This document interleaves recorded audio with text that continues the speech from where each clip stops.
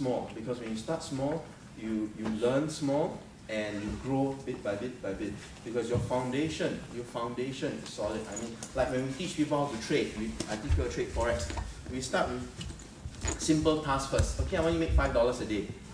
Don't become a millionaire, because millionaire is not so easy. Make $5 a day. Once you make $5 a day, then you can move on to making $20 a day or $30 a day, right? Because if I ask you straight away make $1,000 a day, you go, ooh. It's not so easy for us to process. So starting small is always good. As they say, every single moment you're learning something. Beautiful, thank you. Any last questions before I start proper? No, everyone's dying for me to start proper. Okay, great, I'll start proper. Yes, this whole list of companies there are the stuff I do, but let me see, should I start this? Now, let me tell you a bit about myself first. I started, I was in University Scholars Program at NUS, and I majored in psychology. The thing I wanted to do was to become an industrial organizer psychologist, and at some point I said, you know what, I think I'll start my own business. And I'll tell you a secret why I wanted to start my business. Because I wanted to be a multi-millionaire, and fast. Okay, not just a multi-millionaire, really fast. So that was what we do when you're young. And so one thing I did was, I went to take up a technopreneurship module. And this technopreneurship module, which, how many of you might be thinking of starting a business that has something to do with IT or some product creation in the IT line, right? So technopreneurship will be a very interesting thing to look for, because you look at how technology cycles boom and bust. But that's it.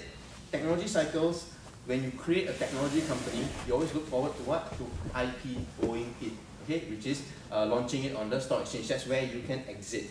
Now, not every one of us are looking to start an IPO company. That's why I said, for those of you who want to start a $5 million, $10 million company in the next 1 year, this is not the place for you. Because what you learn here is not geared towards bringing your company IPO. But that's it. Doesn't mean that your company cannot go IPO. Okay, because why? There are steps you've got to clear. Yeah, I can't get a bigger screen, but every company, okay, every company has different phases. Right? There's the below 5 million, and then it goes on to the 10 million, and then way above. Now, at each different phase, you the boss needs a different style. Okay, each different phase, you the boss needs a different style. Because when you're right at the bottom below, what's the number one thing that's always in your mind? Sales, sales, sales. Because if you can't clear sales, you can't clear rent, you can't clear your salary, you can't clear your suppliers. You don't care about corporate branding and all that kind of things. Yes, that would be nice to have, but you need sales, sales, sales. At the end of the day, what sells, that's best, okay, when you're small. Of course, when you grow a bit bigger, when you reach $1 million, $2 million, you need to do corporate branding and stuff like that. So where did I go? The first thing that I came out was, because now armed with this technopreneurship knowledge, I know, okay, how to bring a company to IPO, we did a few projects on it, all that stuff. I said, I want to start a company that will make millions of dollars. So I checked out. I like, first, always find something you like. So I like publishing, I like writing, I like books and all kind of things, among many things I like. So when I was out of school, I decided I want to start a publishing house. And one of the things I checked out was book summaries. Because, how many of you have heard of book summaries? Book summaries? Okay, book summaries basically, they take the best-selling books and then they distill it into 8 pages. So then they will send to you like Time magazine like that. And so every month you just read 8 pages summary of the best-selling book, so you don't have to read the 300 pages. Now, sounds like a good idea, right? Because why Singaporeans are very busy, they have knowledge, good, and I saw in the US, one of the most famous book summary company, they started from home, then now they are like a $500 million company. Hey, not bad, not bad. So I went and look around, I say, where is another company that's doing this pretty well? So I went to Australia, there's one company doing it pretty well in Australia. And I started pulling friends together, I raised somewhere between about $70,000 to launch this. And it was pretty good because at the time, remember those who were here earlier, I said I was very actively involved in schools and all that. So I had a lot of contacts with school administrators. So a lot of them were saying, this would be helpful for my students because they didn't read so much during GP, they can just read summaries, they can get all the stock books. I said, wow, okay, I'm on track. And my investors thought, hey, doing good, doing good. So I started launching it, I got my writers, I got this corporate branding, and if you Google W summaries, I don't know if it's still around now, I got a few big contracts, so I was pretty happy. Whoa. Then I was losing money, first month, second month, third month, fourth month, fifth month. I was getting contracts on I was getting contracts 6 months, until I was getting so many contracts and we were growing so big that this big company, remember I told the $500 million one from US, started to open a branch in Singapore. Okay? And now they have much more money, they open big ads, they just check out big ads in the newspaper, just whack big ads. Obviously you couldn't match, but because I'm a local, I have other advantages, right? Now then what happened? 6 months, 7 months, I started losing money. And I was getting depressed. I said, okay, this doesn't make sense. I have contacts, I have a pretty good product that's selling. Why am I losing money? And then there's this new company coming in, means that I have competition, means the market is interesting enough for them to come in. Why am I losing money? I was thinking. But I reached this point where I was so deeply negative, and I said, I don't want to carry on anymore. Because I don't think next couple of months, I only had like 3 months worth of operating reserves. And I said, I don't think I can do it. So I closed the company at a pretty high loss. Now, there's something I didn't know, okay? By the way, losing money in a startup is a normal process. Now you're thinking, Cham, I come for a course, hopefully, right, I can start a business, make money. Now this fella can tell me lose money, since you can't go out, right? Okay, hang on. 5 more minutes, okay, like story, they start sad first, then they become exciting. So I said, what's going? Now, 1 year ago, I was reading through a book. How the Wall Street Journal started. Have you heard of Wall Street Journal, that newspaper, right? The financial one? How the Wall Street Journal started, the Investors Business Daily, the second biggest financial paper in the world. How they started. And do you know the Wall Street Journal, when they started, they were losing money for 5 years. 5 straight years they were losing money because they needed to hit critical mass. Why is it they didn't give up? Because the people who started Wall Street Journal had money.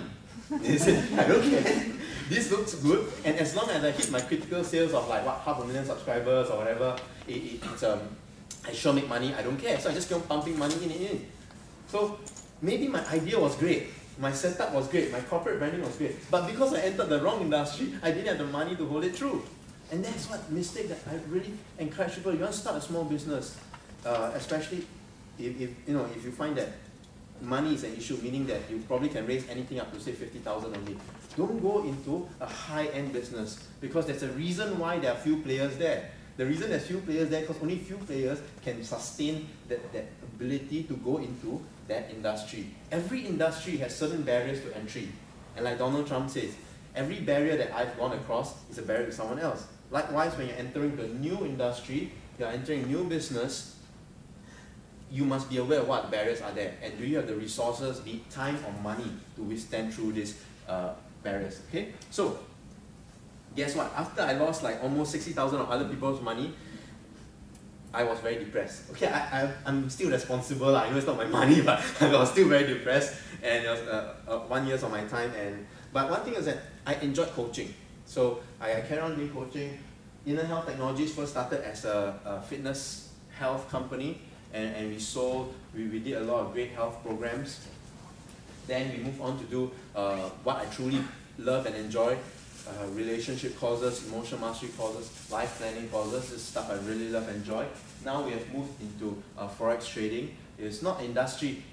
Forex trading is a very interesting thing. It was not an industry I wanted to move into, because the other secret is I didn't quite like the industry. But I did forex trading for myself. Okay, I went to learn forex trading. I spent almost 50,000 learning forex trading, and it was a skill that I had.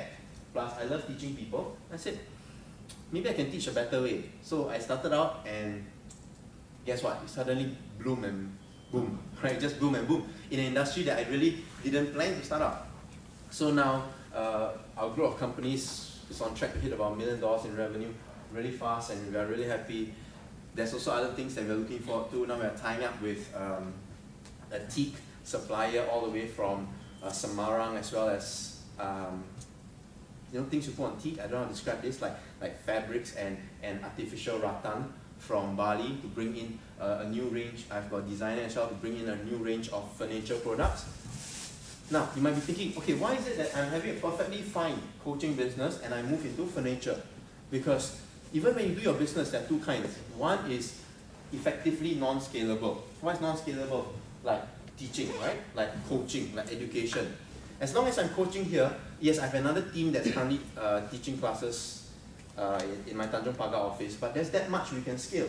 But let's say when I'm selling furniture or I'm selling food, like see Bread Talk, the boss never has to be there. As long as it ensures that the bread is of this quality, we can have branches all over the world. So when you start a business, you also need to consider whether it's scalable or not.